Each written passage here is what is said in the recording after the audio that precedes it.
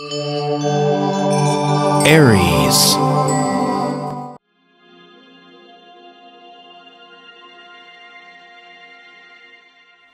Hello Aries, this is your March forecast, and you have a lot of things going on here this month on a few levels. First of all, the stellium that we spoke about last month, that we're moving together all these planets through your 11th house, well, they pushed into your 12th house right now. And for you, that might both be a blessing that you can feel you can relax somewhat and pull back. You'll feel an automatic need to just find that me time and not be as active as you always normally are. And for others of you, it's like hitting the wall because you are always burning all that energy, and then suddenly here's the wall, meaning that the universe is forcing you into being not silent, but within, listening. And all of this being in the 12th house of Pisces, and plus the ruler of Pisces is there as well. It's because the universe wants you to focus, listen to the ideas, the images, the visions, the dreams that you're getting right now, because some of this is really going to pan out for you later on, not just next month when they kind of come back out into the open, but also what you can produce later on this year. See, you Arians are changing, and this goes for all of you. You have Uranus in that first house in the ascendants, meaning that especially you early Arians are already breaking the waves, so to speak. Those later Arians, they will be seeing how this is going to come into being over the next few years, but right now it is for you. And even for you, it might be a little shocking the way that you see that you're putting out there and promoting your energy and doing things in a different way, and also maybe in ways you never would have dreamed of years ago. You know, so in this liberation, you're finding your true colors. And when all of these planets, the stellium in the 12th house is there now, it's trying to communicate to you ways of how you can actually do this transformation, okay? Or how you can bring out new concepts and ideas to the world. And it's exciting, you know, so pulling back is a good thing, and it is the major message of this month. And it's also time to catch up, not just on your spiritual side, but also with perhaps that of your significant other. If you've been very busy, because this is going to be your downtime to kind of feel and emote. You know, it is Pisces, so it is emotions and that spiritual bonding. And but this month is different on another level also. Not pertaining to the stellium in itself, but it's the way they're going to present themselves by transit. This month is pretty much a touch and go month, meaning that you're going to start off this first week back to back with aspects kicking in, powerful ones, and I'll go through them one by one here. And then suddenly you're going to experience 2 weeks of pretty much nothing, 2.5 weeks. There's not much going on. In your birth chart, perhaps, of course, but we're not looking at your birth chart here. We're looking at your solar chart. And but by the end of the month, you're going to have 2, 4, 6, 8, 9 very important transits that are going to be kicking in. And the way I see it is, the way you start off in the beginning of the month is initiating something, whereupon you will have feedback at the latter part of the month, the 26th and 27th. So exciting though, and I just want to share with you before I get on to these dates and what else is going on in your chart is that I do want to thank you for all your comments and feedback, and not to mention all the emails I'm getting. You know, tons of you are writing in, and I'm very happy to see that. And I try to respond to what I can, but my days are busy. So what I am going to do, and I want you to listen to the end of this tube, where I am now inviting you to class so that we can work through the questions that you have. And I know you're sitting with several questions of your own. And in class, you get to ask these questions, and we can go deeper into all of this. Because doing a YouTube, you know, I have limited time. There's only like, what, 8, 10, 12, 14 minutes. And I'm always left with so much more that I could have said, could have shared. But that's the way it goes. But in an hour, we should be able to process your solar chart perfectly. So I hope to see you there. Anyhow, let's go ahead here on your solar chart. You only have like 3 planets this month that's out in the open.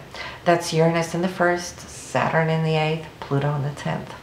So the rest of them are all here in the 12th, as mentioned. Now, the thing about Saturn is moving slowly here in your 8th house, and that can be a little frustrating at times. It's going to be there for quite a while, and it did go retrograde on us just now, recently, and it's going to be there to July. So you might see some delays, but how can this benefit you? How can you use this to your advantage? And let me tell you a little tip there. Saturn in the 8th, it rules commissions, royalties, mortgages, and so forth. And I'm thinking, if you're thinking of buying a new house this year or refinancing your home, this is the time to go in and clean up your credit.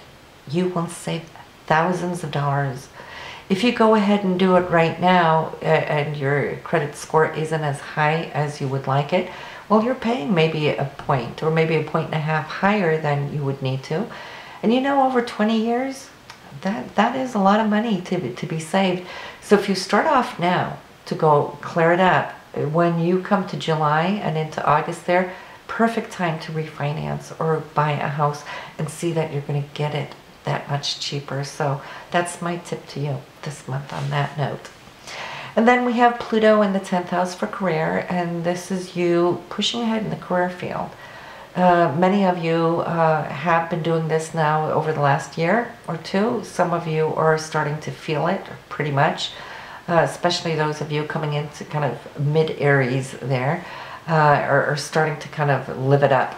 And you late Arians, you're going to get it a little bit later. But yeah, let's look at the transits here, because you're starting off on the 1st with talks between the Sun and Pluto by sextile and the Sun and Saturn by trine. This means that whatever talks you have with superiors, the higher-ups, the people in power, so to speak, this is a time to present yourself. And you can do it with confidence. You can do it with Gehör, as we say, meaning that they will be listening to you, Aries. Okay, so focus on that. And also I'd say on the 4th, Mercury is going to be conjuncting the Sun, which is giving you a lot of confidence in what it is you're trying to present and put out. Now on the 6th and 7th, once again, perfect aspects all around. So this whole first week is your shot this month. In anything new or anything you want to present, you have Pluto sextile Venus, which is anything having to do with money or values, things important to you at heart. Pluto is listening. Pluto will be open to transform these values for you.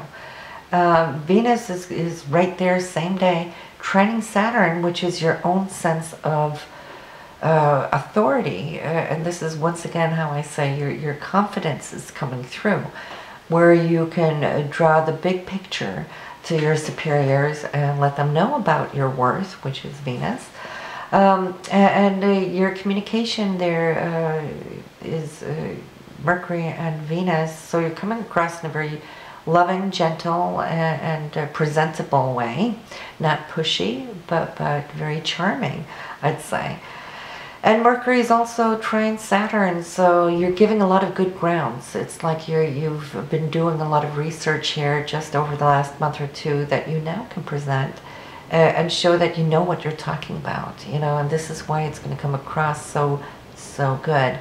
And Mercury and Pluto is also sextile, so you're going to be impressive, and you may get some good feedback already, you know, as you're presenting it.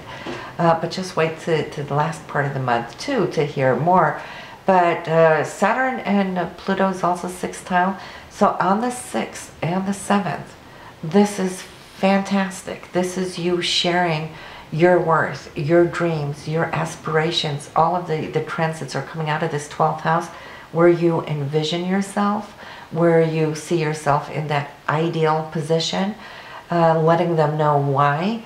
and it's coming out, the transits from this 12th house to your 10th house of career. So talk about law of attraction. This is how it works. This is the magic. This is now for you, Aries.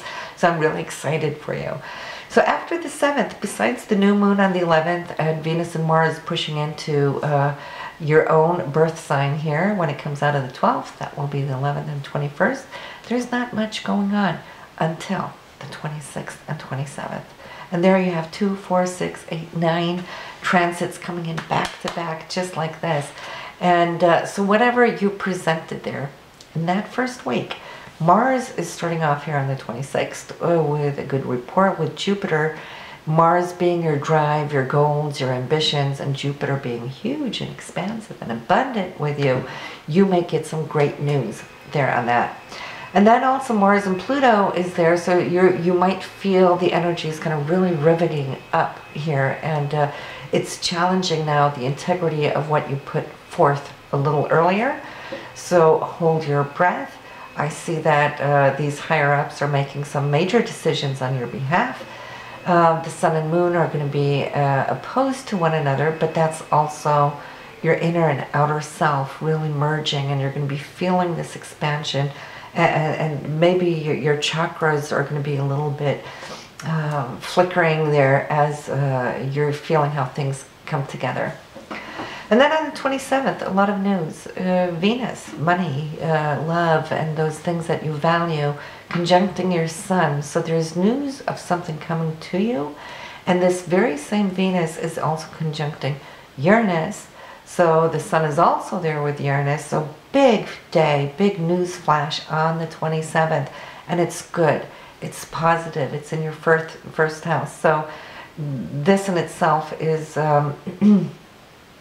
what should I say, opening the doors, opening up your ascendant sign where you now can just reach out to the public around you, let them see what you have been able to manifest with your law of attraction. And then we see good talks wrapping it up there at the end with Mercury and Pluto sextile, and the same thing with the Pluto-Venus aspect there as well, kind of securing and grounding and putting into place this newness for you. So, like I said, be still and go within. Listen to your guides and your angels right now, or your higher self, or have these beautiful inner communications in this Zen that you're holding, and try to realign your chakras, okay? From bottom up, from Kundalini up here. The sky is the limits, because this month here, March for you, just you wait till your forecast there in April. I can't wait to share with you, but I hope to see you in class. Please click on the link to hear a little bit more about it, to see if you are interested, you know, because a lot of you are going through these massive changes, so I think it could behoove you.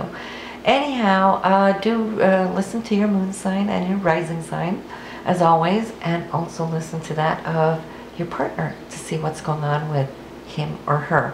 And I will see you soon. Bye for now.